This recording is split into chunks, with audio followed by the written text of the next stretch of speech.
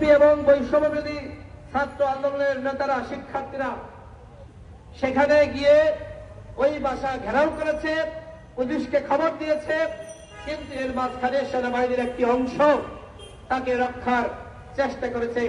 সেনাপ্রধানের আশপাশের লোকের পরিচয়ে হুমকি ধামকি দিয়েছে। আপনারা দেখেছেন 21 টেলিভিশনে বিস্তর নিউজ হয়েছে।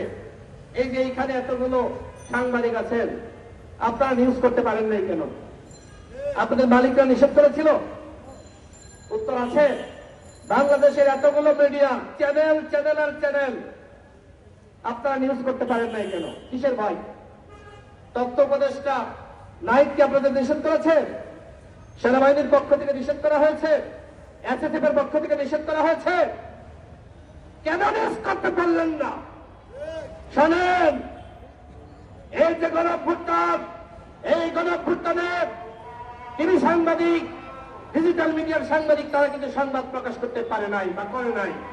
সামাজিক যোগাযোগ মাধ্যমে, ফেসবুকে, ইউটিউবে সংবাদ প্রকাশিত হয়েছিল এবং সামাজিক যোগাযোগ মাধ্যমে কিন্তু আন্দোলনটা হয়েছে। সুতরাং আপনারা যদি জনগণের পালস না বোঝেন, জনগণের কাতারে না আসেন, জনগণের কাঙ্ক্ষিত সংবাদ প্রকাশ না করেন, তাহলে কিন্তু এই বর্তমান বাজারে আপনারা টিকতে পারবেন না।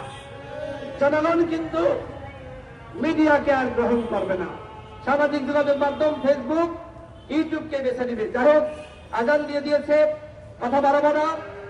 আমরা সরকারকে বলবো,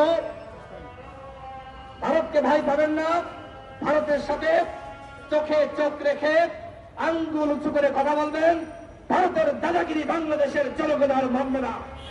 সীমান্তে যেভাবে আগ্রাসন হয়েছে, এর জবাব চাইতে হবে। আগামী 24 ঘন্টার মধ্যে ভারতীয় হাই কমিশনারকে তলব করুন, জবাব চান। ভবিষ্যতে আর যাতে এই ধরনের আর কোনো ঘটনা না ঘটে। সবাইকে ধন্যবাদ।